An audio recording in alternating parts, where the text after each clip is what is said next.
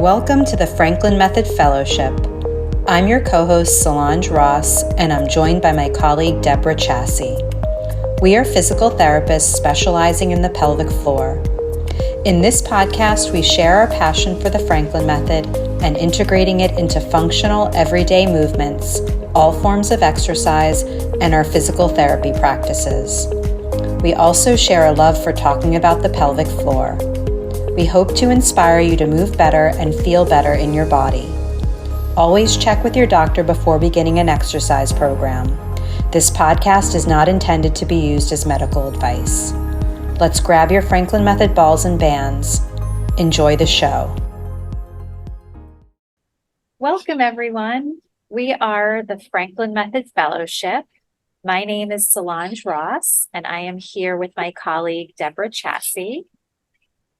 And we are two physical therapists that are passionate about the Franklin Method and sharing with you how we are integrating Franklin Method into our physical therapy practices. And in this episode, episode 7, we are talking about the neck muscles. So we have been in the previous, the neck muscles. In the previous episodes, we've been noticing how stuff that we've done for breathing and our pelvis and pelvic floor, we've had sensations of jaw relaxation and sensations that our neck is longer and that we have better head and neck posture. So we thought the natural way to go would be to look more closely in this episode at the neck muscles. So welcome to episode 7. So before we begin moving into the neck muscles, we want to begin with a little bit of a Franklin Method warm-up, which will help us really improve the connection between our mind and body. So we're going to begin with an exercise of just lifting our shoulders up and lowering our shoulders down. And let's do that a couple of times. And then we'll notice, we're going to rate that on a scale of 0 to 10. And we're going to say that we're going to throw out a number of how your experience was. So, Deborah, what do you think when you lifted and lowered your shoulders? I'd say a 5. Okay. Yeah. I'm about with you on a 5. Yeah. And so everyone notice what your experience was. And what we're going to do, and I'm not going to tell you what the thing is that you're going to do, but you're going to choose something to try to see if you can make this movement of lifting and lowering the shoulders a little bit better in your body. So do you think that you can come up with something, and it could be anything, to see if that movement can get better by even just a little bit? And even if that was like the best movement for you, like if it was a 10, see if can it become like a 10.5? Can it get a little bit better than that? So ready? Try on whatever you're going to do. Do you know what you're going to do, Deborah? I do. How about you? Yeah, I got mine. All right. All right. So using what you're going to do, lift and lower the shoulders. And we're going to try that on a few times, staying with whatever you're doing.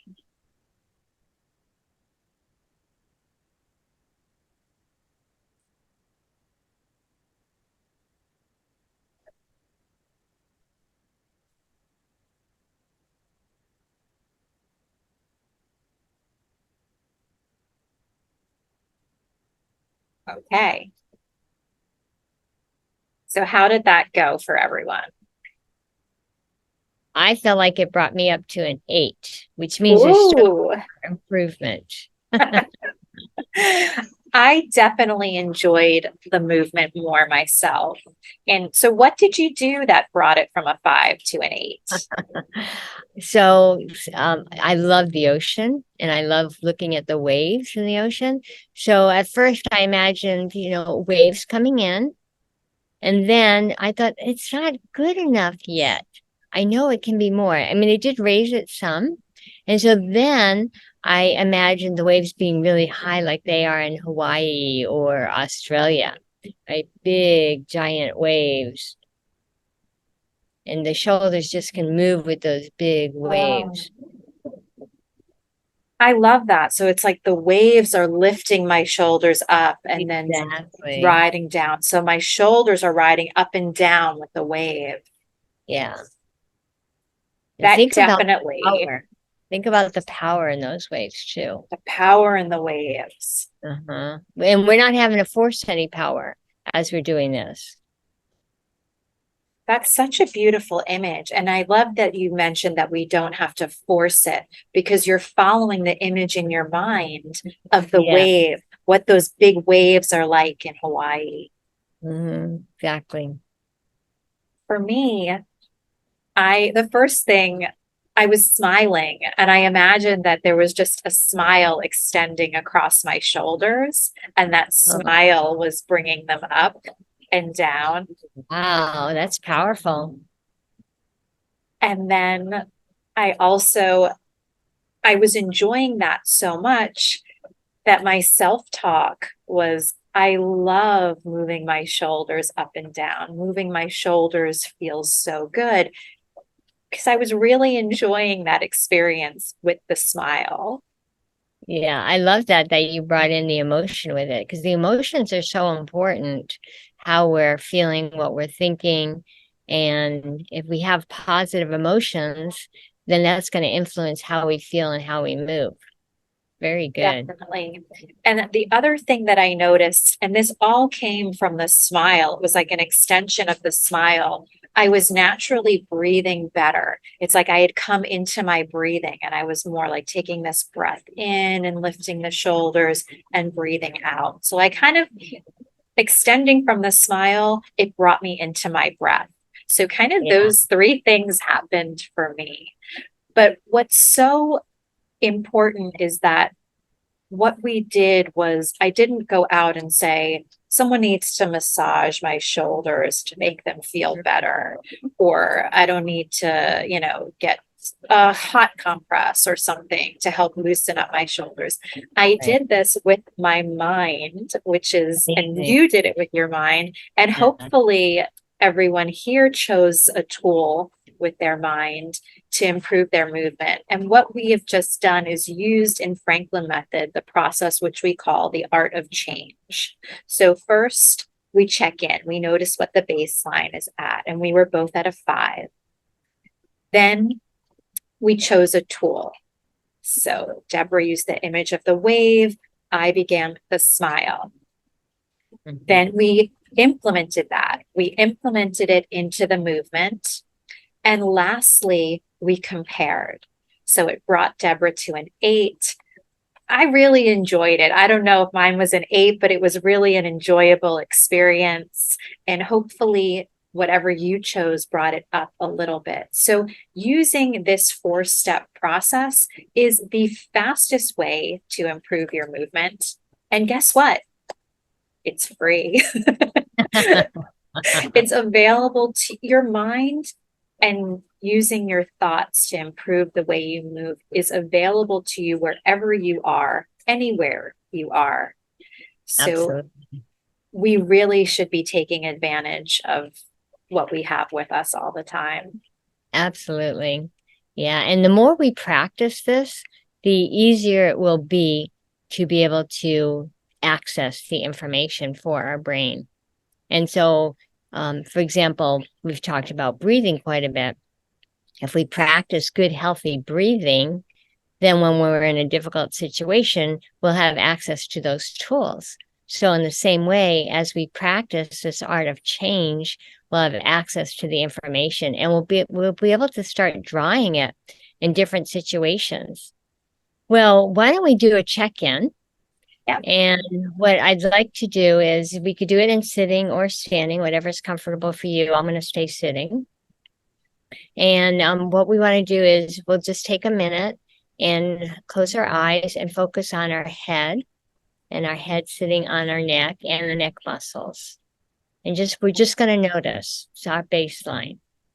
So 3, 2, 1, go.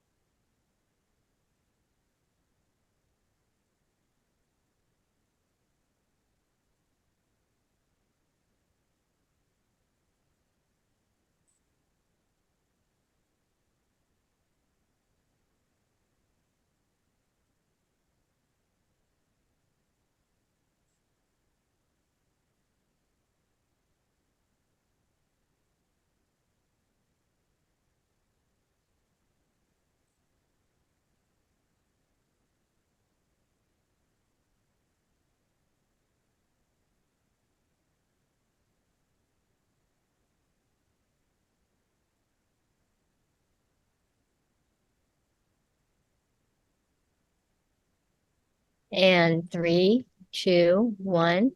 Welcome back. And Solange, what did you notice? My check-in was great. So it's raining here. So I Mm. still hear like the trickling of the rain and Mhm. that sound. I was just able to take that into my body. So I was just imagining the rain just trickling down from my head, through my neck, through my shoulders. And so that just felt so relaxing to me. And then Mhm. I also could feel just a very gentle movement in the collarbones and the upper ribs. So I was kind of just staying with that sensation. Um, and I really felt very peaceful for this check in. Nice. Well, you're in such a beautiful environment too. And I love the tree behind you. It just looks so awesome. Every time I think of trees now, I think of the bronchioles. The bronchioles, yeah. I do, right. And I bring that up to people when they're complaining about something in their chest, not breathing well. I think, oh, picture a tree. The Anyhow, trees. so what I noticed was I just kind of noticed this extra weight into my left mastoid process, which is right, the base of it's right there. So just kind of like a pressure going this way. And as the time went on, then I noticed the trachea just kind of shifting to my right. And at the very end, I just kind of noticed a pull in my ear. Oh, And I like to notice the body anatomically and I like to notice where their asymmetries are because I know that after we do our practice, that it's going to feel better. But I love the way you great. did it too, where you just kind of you just found peace exactly where you were at, and I'm sure you're going to notice change too. Yeah. And I think what's beautiful with these check-ins is that every check-in is different. And in some check-ins, certain things are talking to me more loudly, but here I am just in this beautiful space on my porch. Everything was calm, but just, let's, Yeah, we always can improve. Even if we're at a good level, we can even improve even more. And if we're starting out okay, there's room for improvement there.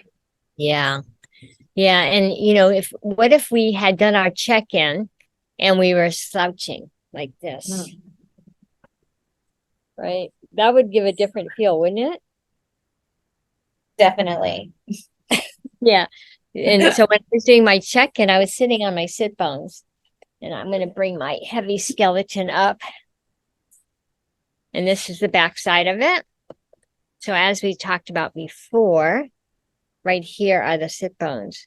And so when we're sitting and if we want good neck posture, we want to be on our sit bones. So we'll do a movement here pretty soon, but notice how right here they are the sit bones and how that does line up with the occipital condyle. So if you can see, I'm going to bring this up a little bit. So here's the occiput and on the right above the first vertebrae. So here's the first vertebrae. Right here is the occipital condyle. I wish I kind of had a mark on it or a dot or something so that you could see it really well, but it rests right on the first vertebrae. So Yep. if you think about connection between the occipital condyle and the sit bones and what's in between, right? So we want good posture in between. And if we So want to that's give everyone just a little landmark for the occipital condyles, if we go by our earlobes and go behind, we'll feel a bony bump, which is our mastoid process. And if you get your fingers there and you kind of imagine a line, a horizontal line from mastoid to mastoid, those condyles are going to be resting on that level. So right. think about maybe an inch in on either side from where your fingers are, and that's where the condyles would be Right. resting. And pretty much you can see my hand right down this line. So it would intersect right about there. Right. Yeah. So I think that's a good way to notice that the way you're pointing, everybody can find that spot. Yeah, just to have a sense of really, there's a lot of space between the top of the spine and the sit bones. Like, Yeah. just doing that, I was really appreciating that distance that, like, Right. wow, like before I touched those two places, the sit bones and then the condyles, I was kind of thinking of things a little bit more sandwiched together. And I feel like just by doing that, I got some nice length. Nice. Excellent. Well, let's do a movement to notice the space in between our sit bones and our occipital condyles. And so what we're going to do, we've done this before, where we rock on our sit bones. So just get that movement first, forward and back on the sit bones, and you can feel it rocking. I think of a rocking chair. Like that. Yeah. And then go to our occiput or our mastoid process. And as we roll back on our sit bones, our head is going to flex forward. And so our forehead is coming forward, but the mastoid process is going back, right? And then as we roll forward on our sit bones, the mastoid process is going forward and the head's going back. So here we go. Head forward, mastoid back, mastoid forward, head back, head forward, mastoid back, mastoid forward, head back as we're rolling forward in the pelvis. And roll back in the pelvis, the mastoid goes back, head forward. And mastoid forward, head back. There. And now I'm just going to let you kind of get into your own groove as you do this. It feels so rocky, as in rocking chair rocky.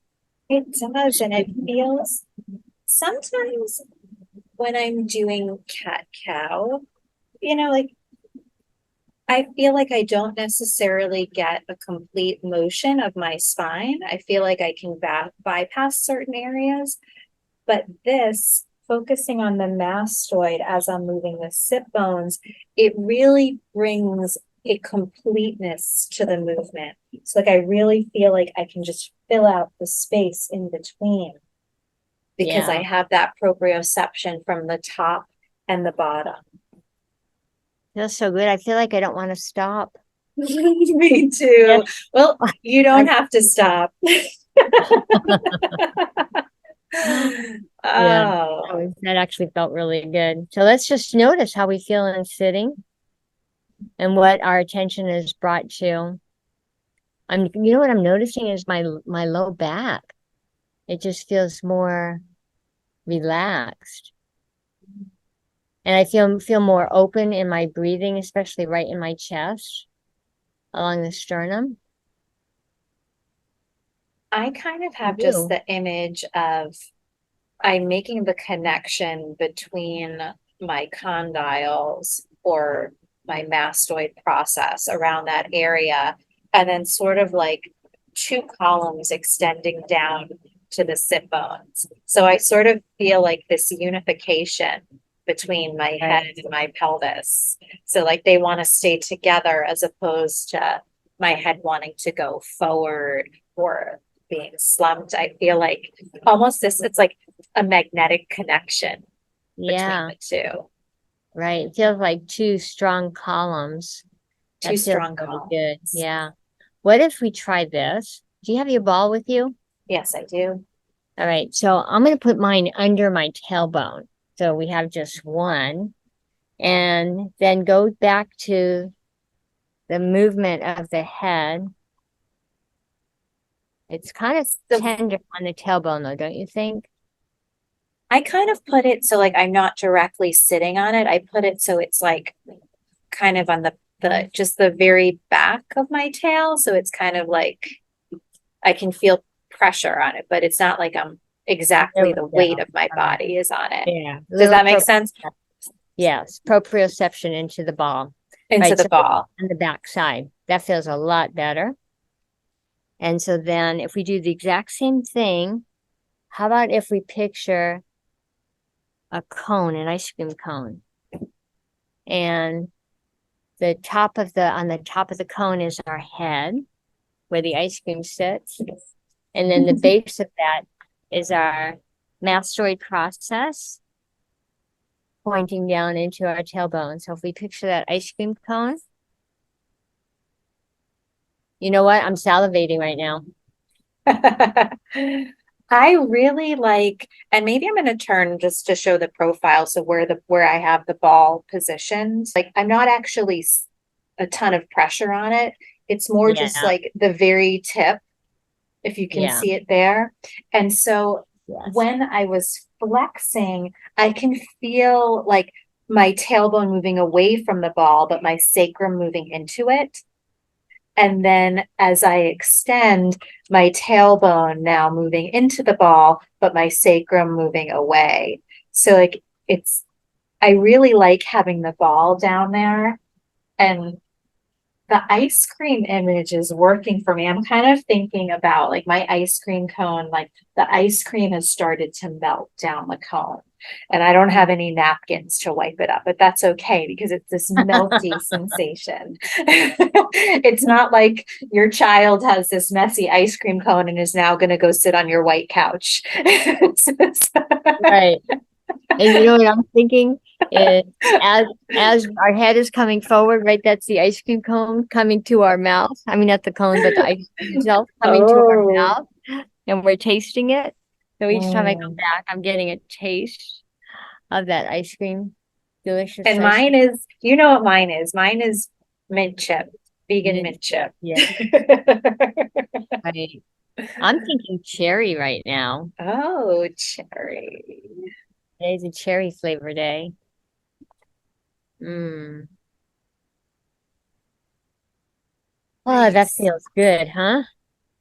It really does. And let's everyone just check in with your sitting posture after that. Um, and it's kind of amazing that we created this beautiful sitting posture really from just this image around a connection between the top of our spine and the bottom of the spine. I And I'm can't so believe, go ahead. yeah. I was going to say, I can't believe how much better I can breathe. It's Yeah. just full.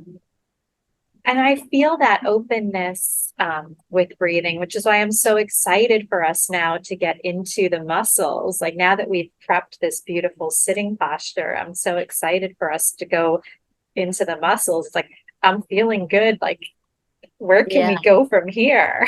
Bring more. Bring more. So, yeah, so let's talk about the sternocleidomastoid. So I'll take off my jacket so that I can demonstrate better. So the sternocleidomastoid, if we find our mastoid, right? That's in the word, isn't it? SCM mastoid process. So what I want you to do is palpate, that means feel, touch, rub the mastoid process, the base of it. And if I put my hair behind my ears, here's my ear. And if I go down to the back side of my ear, I can find this bone that sits here. And yeah, it's not on my skeleton.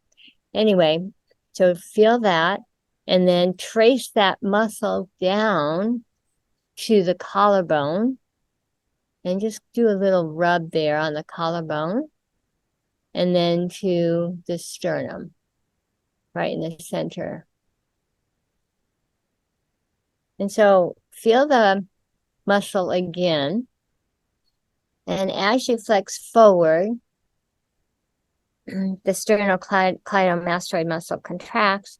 And as you bring your head back, then it lengthens. Right? And so we flex forward, it contracts, and then we extend backwards and it lengthens. Can you see my little elastic band here? And Yeah. forward, it's crimping. and then it's lengthening. And I've got my hands, so like my thumbs are on my collarbone and the manubrium, the top of the sternum. And then my index finger and my third finger are by the mastoid. So when I'm flexing, I kind of had this image of like taking a bite into a sandwich like, when I flex, and then just extending and like a mouth opening wide. Oh, wow. I like So that it's like mouth closing, like I'm chomping on a sandwich, and then big, wide, open mouth. And I also was really just appreciating the distance between the shortening when we flex and that lengthening when we extend.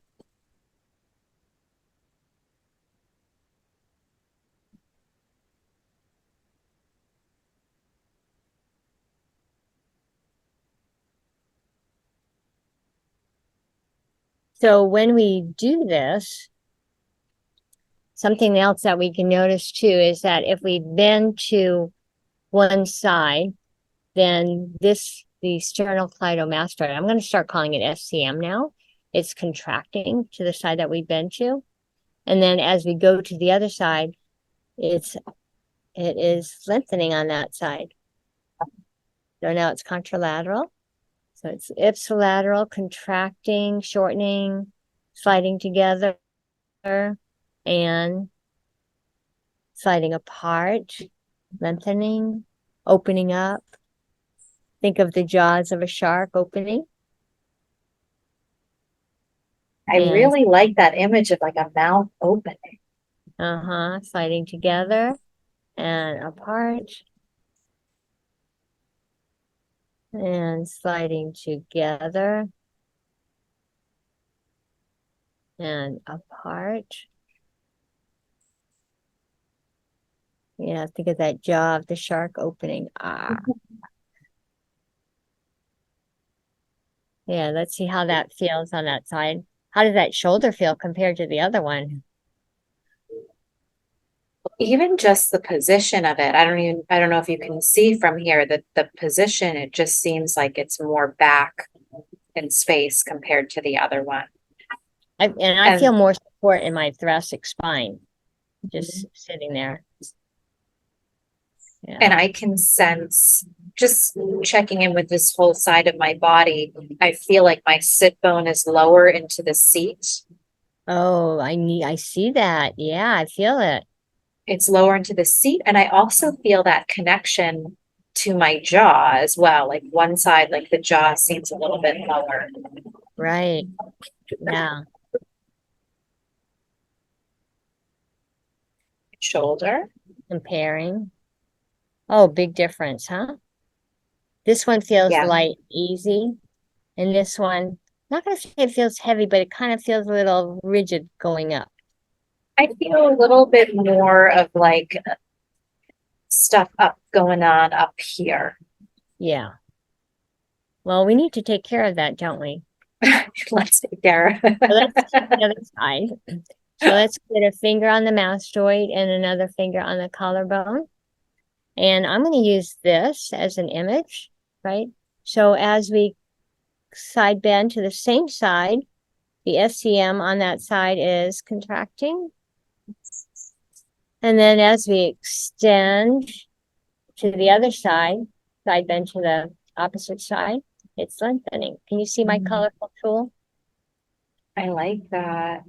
And compressing, shrinking, shriveling, expanding.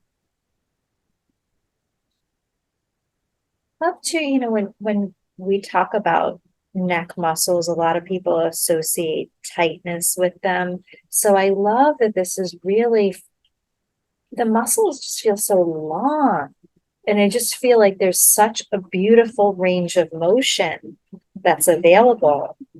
Yeah. And one thing I'm remembering back to my embodiment and dissection course, and when I looked at the SCM, I was really taken aback by how long the muscle is, because when we think about, there's really a lot of distance between the mastoid and the attachments on the sternum and the collarbone. So really just appreciating that length and giving your SCM a nice complete range of motion.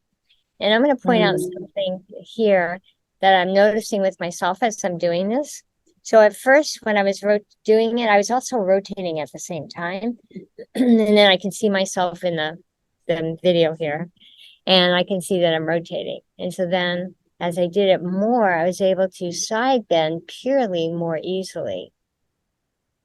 I'm glad you're pointing that out, because I noticed too that I was rotating as well.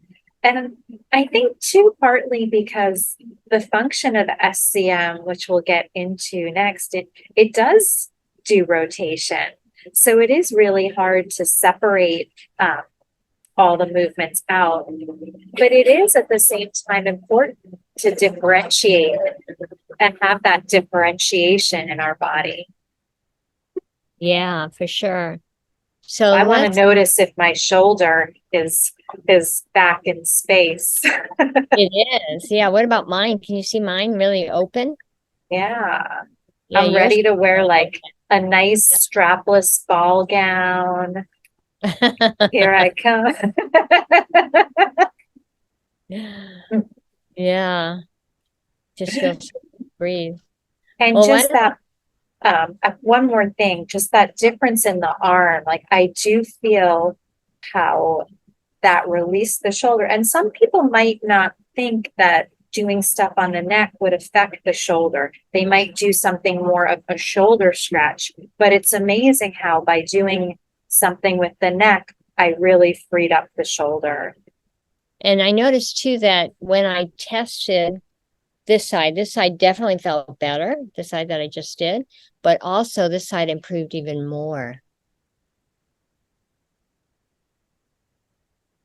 And that's an important point too, that our body is talking from right to left to one another, and that improving function on one side can help improve the function on the opposite side. So I'm so glad that you brought that up. Yeah. Yeah, and then let's do rotation, since we've been talking about rotation. So when we rotate it, the SCM is going to contract on the opposite side. So in other words, if we rotate to the left or to that direction, then on the opposite side is when that muscle is going to contract. And vice versa. Well, if we rotate to the same side, then the muscle on the opposite side is going to contract. So that's stretching.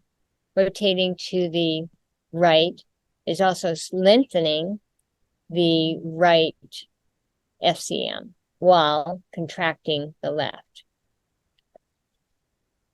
So I'm going to use this image again, or how about a slinky this time? And it's perfect for the neck muscles, huh? Oh, I really like that. So as we rotate, it's contracting, shortening.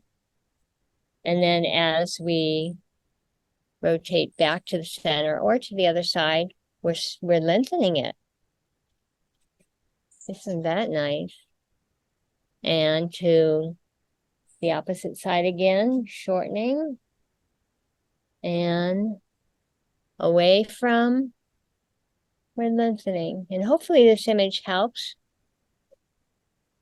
And shortening. The slinky is really a beautiful image. Good.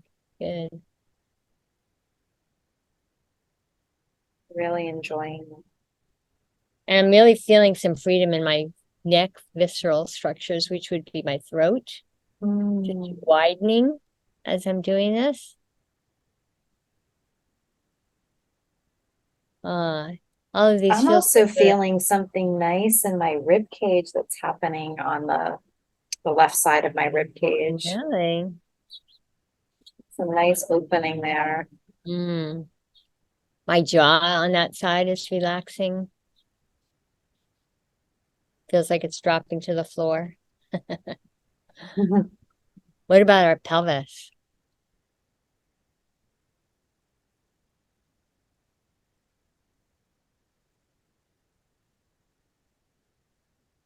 Oh, wow. My breathing feels on both sides, it feels full, but especially the left, I'm getting this nice fullness. My tongue feels relaxed, Mm. especially on that right side. It feels kind of asymmetrical right now, but but it feels really relaxed. So Mm. great. And then let's just check arm movement.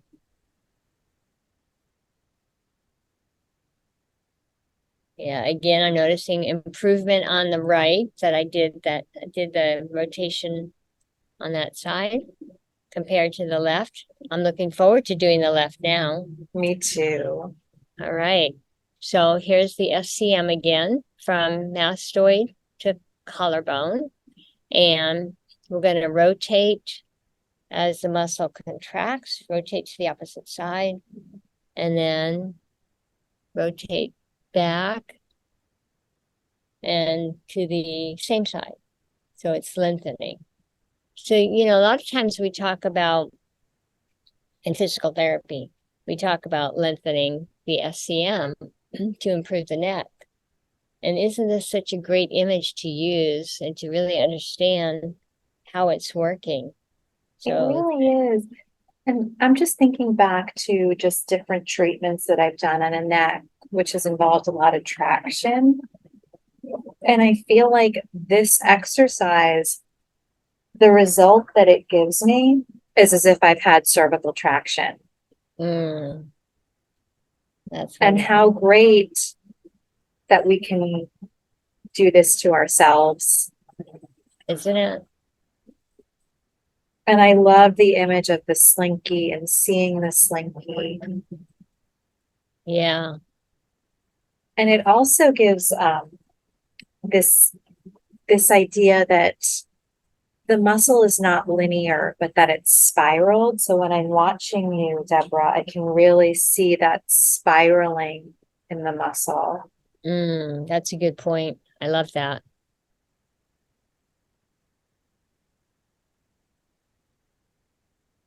It feels good to use the slinky at the same time. Mm. So everyone, you got your homework is to get a little slinky, borrow Right. borrow one from your kid, go to the toy store, get one, and Exactly. definitely use the prop and look in the mirror while you're using the prop so you can really see that image. Both my sides of the tongue just feel relaxed now. Feels like the tongue is just sitting relaxed on the hyoid bone. I feel kind of this fullness sensation, which I associate with sort of like a letting go and like a salivating in my mouth. Yeah. Well, one thing that's really cool about the SCM, and maybe you feel just an overall relaxation in your back of your neck and shoulders, is that it shares the same fascia as the upper traps and the trapezius muscle. So what we were doing with the SCM, because of that shared connection, they're in the same fascial sleeve. If you can think about them together sort of as this collar wrapping around the neck, that working with one can influence the other. And also vice versa, by doing work on the upper traps in the back of the neck, that can also have a nice influence on the SCM in the front. Why don't you show that picture of the sail? So this is a beautiful Franklin method image. So we can see and imagine our upper trapezius being like this big sail. So if we think about from the back of the occiput, this big sail behind us and attaching to our shoulder blades and also to our collarbone. And now imagine that there's this gust of wind coming from in front of you, and it's blowing out and billowing that sail. And I love sailing. So I can really picture that. Yeah, It's such a beautiful image. right. So it's like these muscles are this nice fullness to them and this airiness that they can billow with the wind. There's this dynamic movement, right? Because a sail isn't rigid. A sail can just move and go where it needs to go. Right. Yeah, I love that image. Well, why don't we take that into sponging of the traps?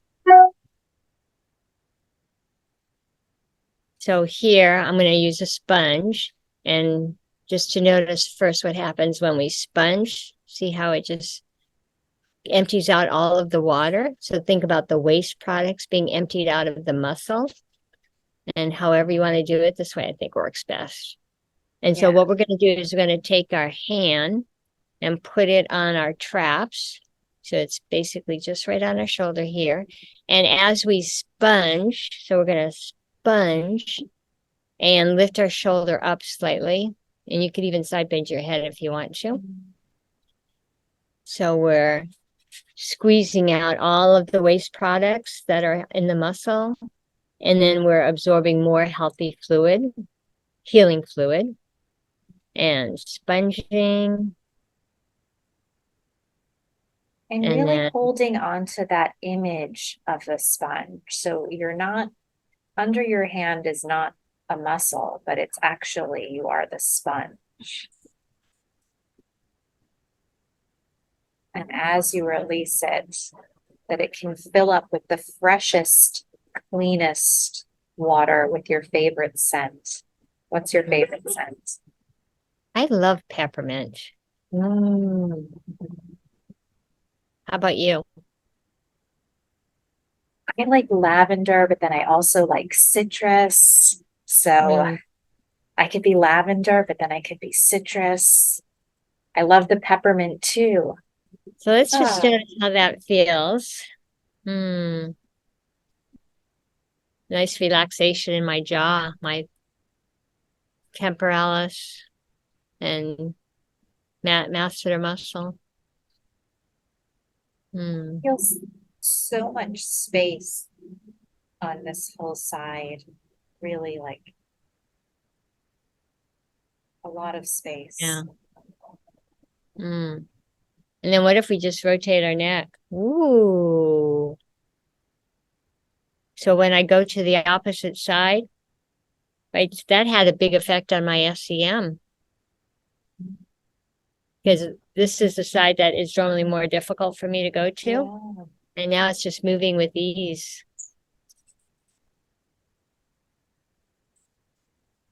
I want to also share one more image before we get to the opposite side, which this is sort of what I was imagining, this Franklin method image of just water flowing down from the neck, down the shoulder.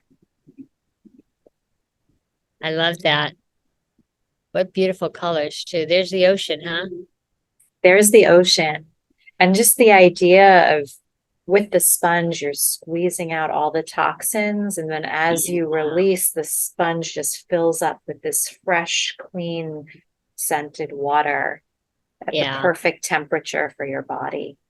And I like to think of light, healing, positive energy, positive words, that it's just filling up with all of that happiness. Yeah, we can't forget the importance of the mood words. Like our shoulders aren't tired and cranky, but they're happy and healing. Yeah. Soothing. Right. All right, lead me through the other side. Please. Okay, here we go. I like to reuse the image of the sponge just so we get that picture in our mind. So emptying out the waste products and then filling in with happy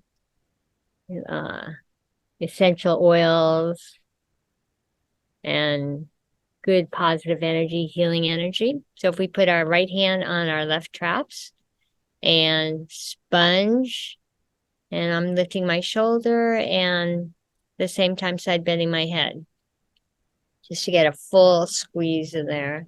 And you're not having to use a lot of force, because remember, a lot of this is happening in our mind.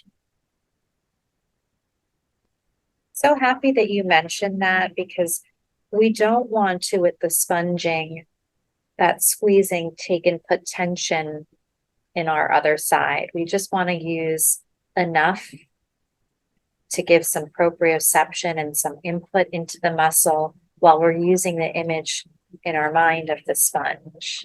Yes, good point. I bet this is good for the lymphatics of the neck too.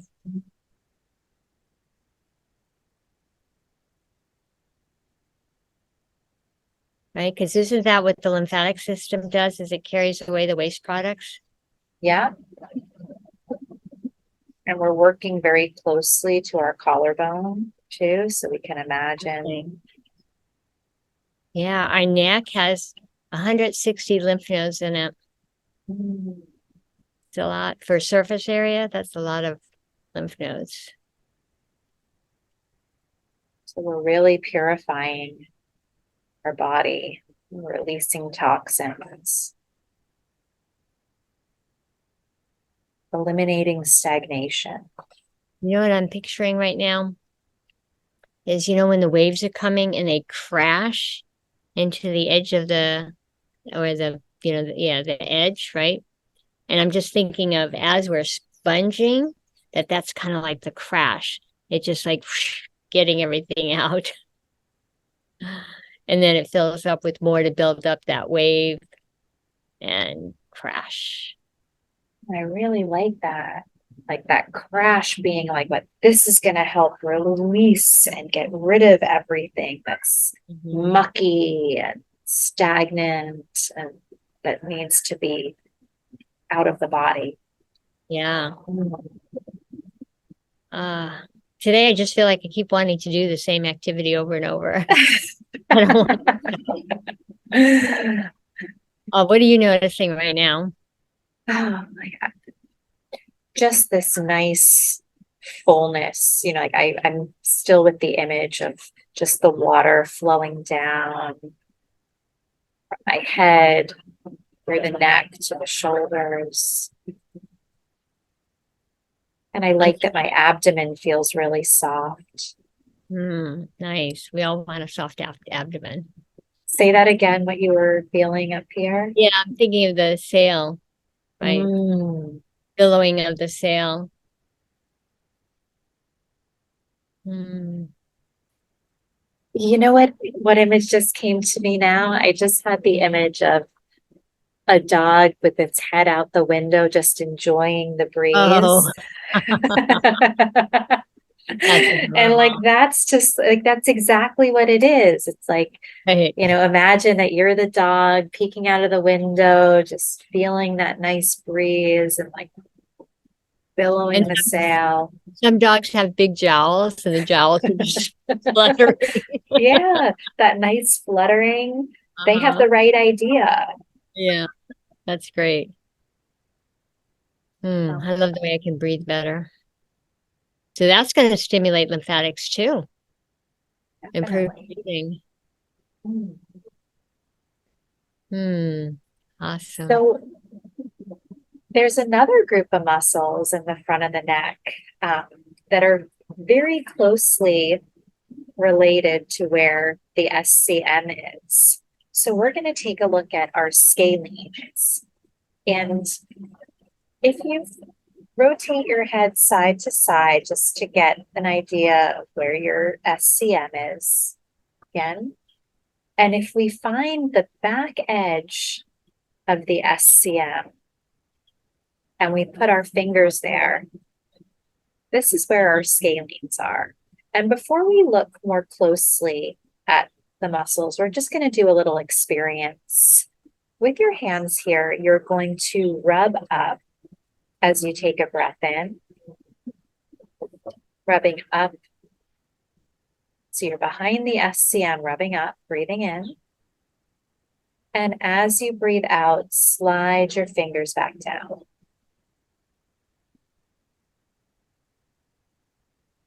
Breathing in, fingers sliding up.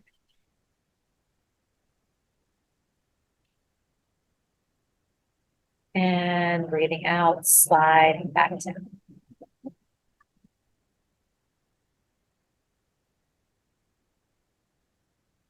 Do that one more time. Inhale, sliding the fingers up. And exhale, slide the fingers down.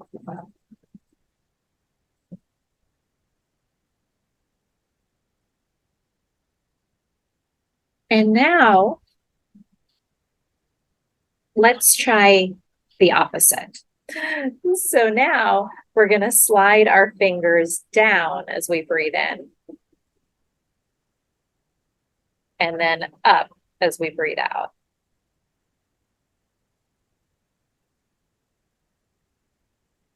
I can't breathe in when I'm sliding down. I feel like I'm just like tightening everything in the front of the throat. Feels like it only can move this much compared to this much. So what our scalenes are doing, and this is our first experience with these muscles, is they attach to the transverse processes of the neck, and then they attach to our first and second ribs. So they attach to our upper ribs. And I'll share an image of it as well. But yeah, that's good, Debbie, if you could show the model. So going from the transverse processes to the upper ribs. And these muscles, so when we breathe in, we know our diaphragm is moving downward and our whole rib cage can get pulled downward. So we have to have something that's counteracting that. So what the scalenes do is they shorten, which is why we were sliding our fingers upwards. They shorten and they lift the upper ribs so that the whole rib cage doesn't collapse and go downward. In addition to working with our intercostals, which are helping with the ribs, but they serve a very important function to really anchor the rib cage from the top. Do you want to show the umbrella again, Deborah? Yes. Yeah. So anchoring above. Yeah. Right. So if that diaphragm was moving down and the ribs are expanding and there was nothing anchoring it from the top, the whole thing would move down. The whole structure would move down. So we have this nice anchoring at the top so we can get this beautiful umbrella opening of the ribs. Getting in more air, inhalation, exhalation, anchoring.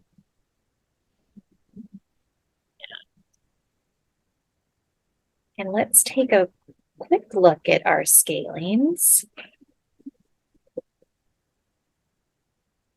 So here we can see them from the transverse processes of the neck. And we can see how they attach onto the ribs.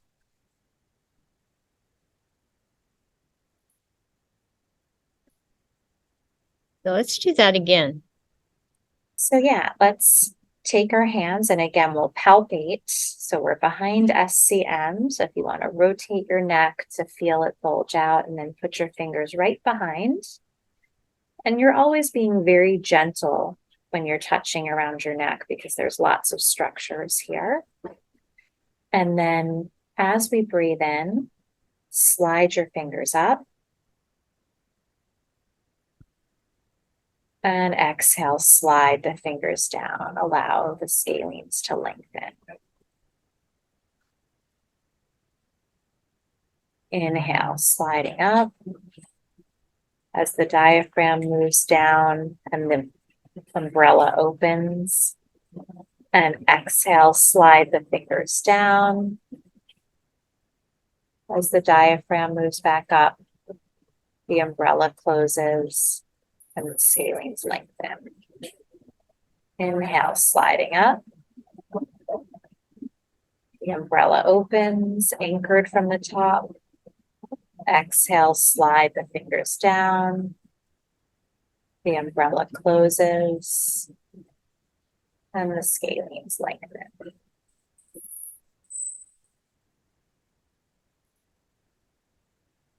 Mm-hmm. Do you have your balls? I do. So let's take our balls for this next exercise. And if you don't have your balls and you just want to palpate gently with your hands, or you can even use your socks rolled up, as we talked about before. So we're going to take one ball or a rolled up towel, small washcloth. One ball is going to be at our upper ribs. So I'm going to place that around the collarbone and imagine the upper ribs there. And the other ball is going to be on the side of the neck. And I'm imagining the transverse processes. And so what I'm going to do now is I'm going to gently side bend, swooshing the balls. And then as I side bend away, I'm going to pull down on the ribs and with the other ball, stretch away and think about lifting up and away from the transverse processes.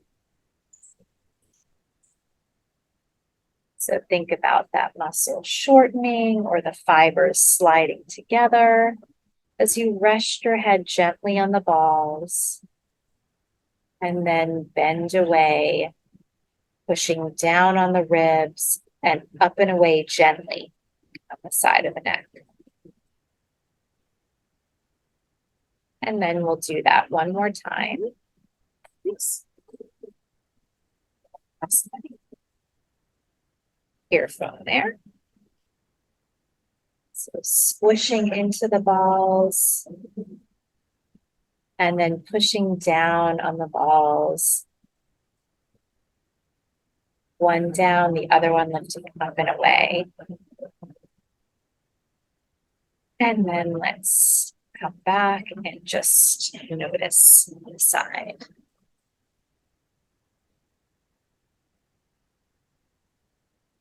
Ooh, I can feel that in my diaphragm on that side. Feel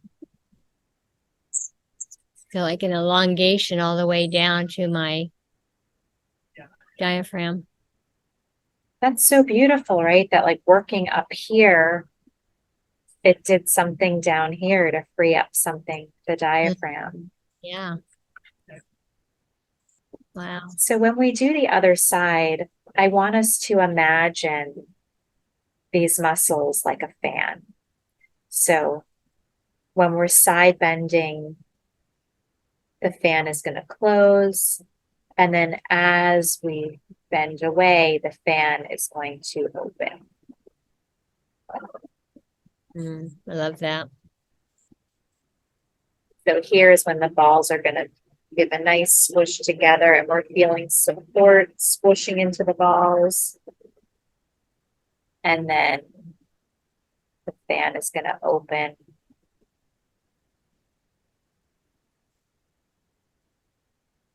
Closing. Opening. And this opening is really important because that's the chance to allow space for all the nerves and structures in the neck. Like there's so much going on in here. So if we think about that beautiful opening as allowing space for nice sliding and gliding of really important structures. You know what I'm looking forward to? What? I'm looking forward to swimming today because everything's going to feel so good. Oh, that's right. This is such a great warm up for swimming. Isn't it? So we're going to take the two balls. One is on the upper ribs. And I kind of just have it right here. So it's on or around my collarbone. And I'm imagining the ribs. And then the other ball is on the side of the neck for the transverse processes. And then we're going to gently side bend, squishing the balls. And then we're going to push down with one and then lift up and away. And here would be the fan closing. And as you push down and lift up, think about that fan opening. Fan closing. And then push down with the ball on the ribs, push up on the neck. Let that fan open. And we'll do that one more time.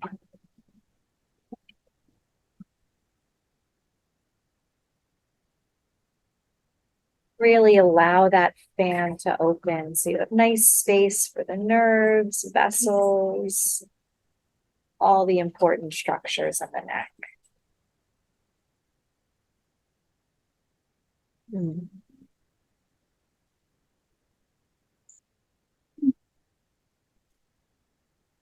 Ah, feels so good. Let's notice our breathing and then our neck rotation. My diaphragm feels amazing.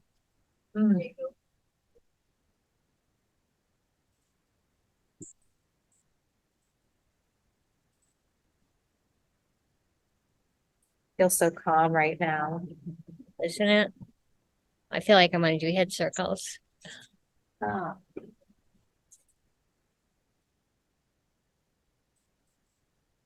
Hula hoop with the head. Not fast, though. Slow. Slow hula hoop. We have to always bring the hula hoop into it too. I know. I really, you know why? Because I really want to buy one, and you can't find them anywhere. I'll find one at some point. Beginning of the summer season, maybe. Yeah. Right.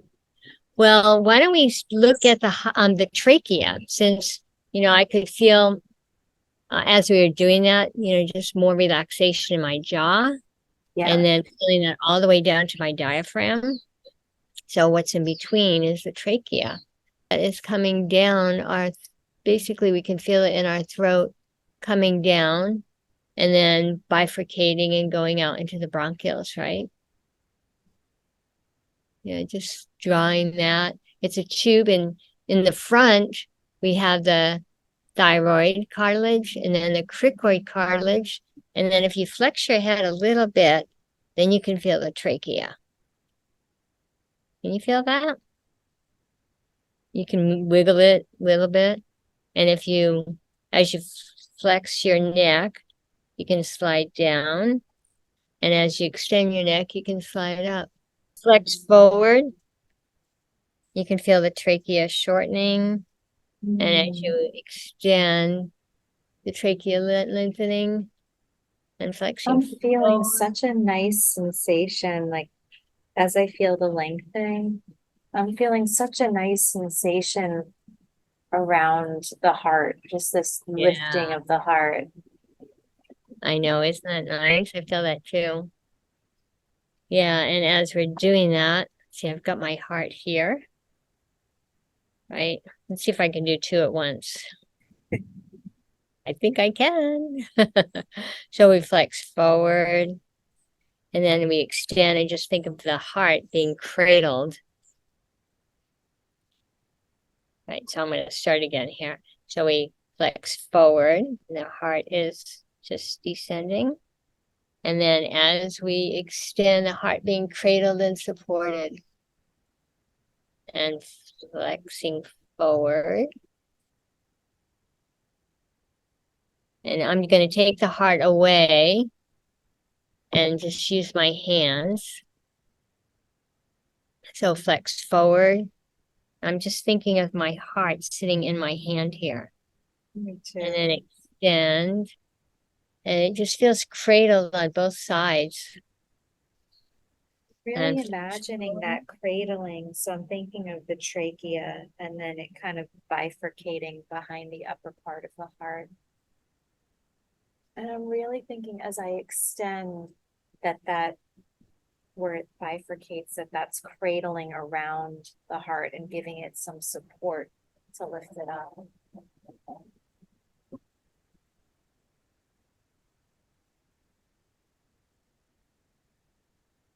Especially right here, I can really feel that support from the branching, lifting the heart.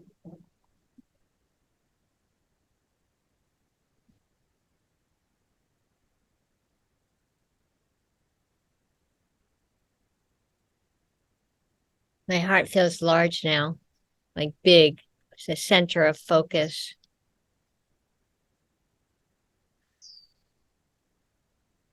The word for me is integrated. It really just feels so integrated with everything. Mm-hmm. Integrated and really kind of like the centerpiece Yeah. of everything that we've done. What if we bring our pelvic floor into it? Let's bring it in. Look at the similarity in the shapes between the floor of the jaw, which is what's in and around underneath our chin, right? And then if we look at the pelvic floor here, and here we're looking at the front part of the pelvic floor, the area filling out between our sit bones, running through the inferior pubic ramus and up to the pubic bone.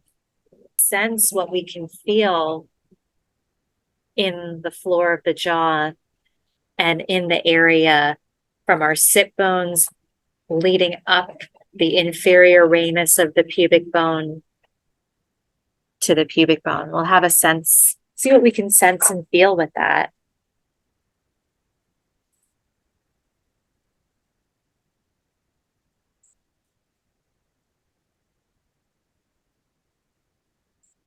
Bend our knees and we'll think widening. Stretch the legs and think narrowly.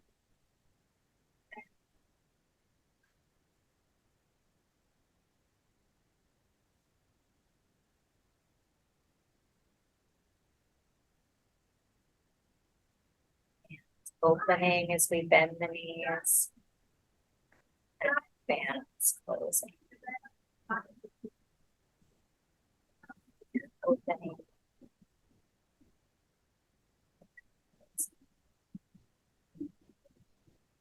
My tongue feels like it's widening.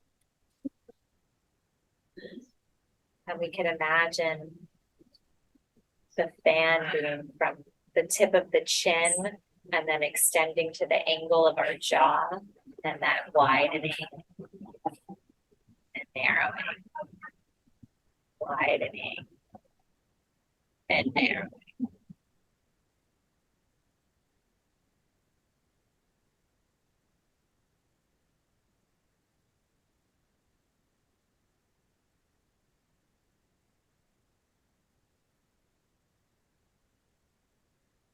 Sit down and notice. Oh.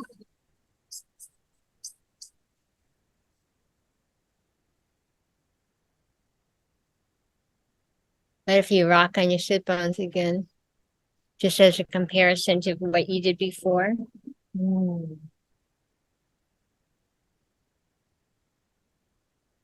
I feel like I'm getting more lengthening in my spine. I can definitely feel more width in just the front of the throat and this whole area. And that's sort of the first thing that happened when I even sat down, was I really felt this width in my jaw was matched to the width that I feel in my sit bones. Yeah. And that was really such a beautiful thing to feel. And then I can feel that really nice range of motion here. I really have such freedom of motion going into extension. Feels just so great to really just extend and open the front of the throat. It was really powerful. Yeah, that does. I feel like there's so much room in here right now. Space. Yeah. Yeah. Can you imagine what that would do with our voice? Definitely. I mean, I think that's also why I feel this powerful sensation too. It's right. Like I feel powerful, like my body feels powerful, my voice feels powerful. I feel like, yeah, I can take up all this space. I'm Yeah, owning it. right. My daughter, I spoke with her yesterday and she had just gotten out of her kickboxing class and her voice just sounded so strong and powerful. And that's what I'm picturing right now is just like that oomph in her voice where she was full of energy and um, you know, yeah, just very powerful. It was fun talking to her.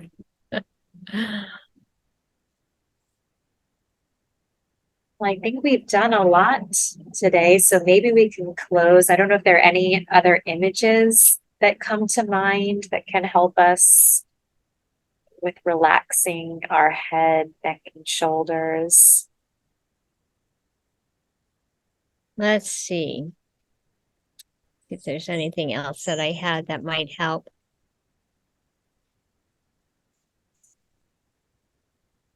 Hmm.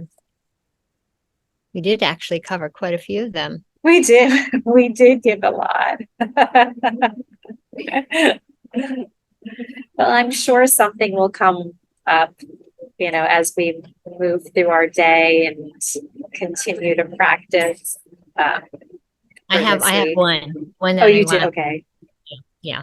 So imagine that your head is sitting on top of a water spout. It's kind of like a geyser of water shooting up and holding your head up. Mm. Isn't that a nice way to end this session? Just Oh, I really imagine like that that. geyser of water shooting up into the head to support the head very gently. That's really nice. And I'm imagining my geyser so that it's my occipital condyles are balanced from right to left. So it's nice Yeah. and balanced as Hmm. that water is spraying up. And it's effortless. It's effortless. And two things that I'm thinking about. It's like one, I first had the geyser coming from like my heart and coming up here. So I was noticing what that felt like, where the geyser started from my heart and then went up through the trachea. How about from the And belly? then, well, then I thought, well, let me think about the geyser starting in the pelvis. So what does it feel Yeah. like to have the geyser in the pelvis or the Yeah. sit bones and feel that? Wow. Yeah.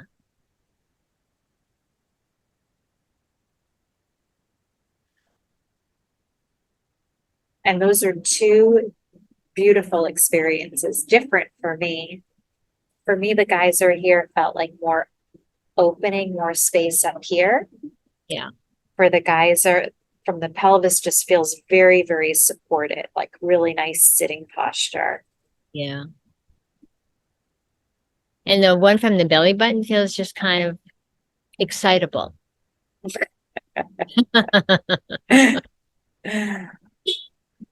Yeah.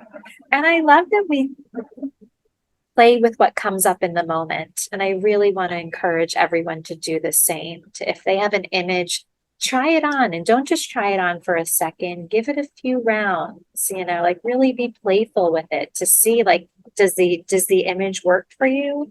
Because you may have to try it on and play with where the geyser is. Absolutely. So Yeah, I love that part about the Franklin method. It's just you get an idea, like, oh, and it may be something related to something we've done before, and then you tie it into something else and it works. well, this was so much fun, Deborah. I love our Oh, practice together. I do And too. next week, we will be looking at the spine. So we're excited to move into the spine with all of you. And so I hope you will take these many exercises that we did for the neck and continue to feel the connection between the neck and the pelvis and breathing and the heart, and just take these with you throughout your day and your week. And we'll see you all next time. It was a pleasure working with you, Solange, and with all of you also watching and practicing with us. See you next time. Bye. Thank you for joining us. We hope you enjoyed the episode. Please like and subscribe to our YouTube channel, and we would greatly appreciate it if you would leave us a review. You can also become a patron of the podcast. Join our patron program to get access to movement practices from each episode, bonus episodes, and Q&As where we answer any questions you have about the practices. We look forward to practicing with you and continuing to share our passion. As we say in the Franklin Method, better information leads to better navigation. Keep practicing, and we'll see you next time.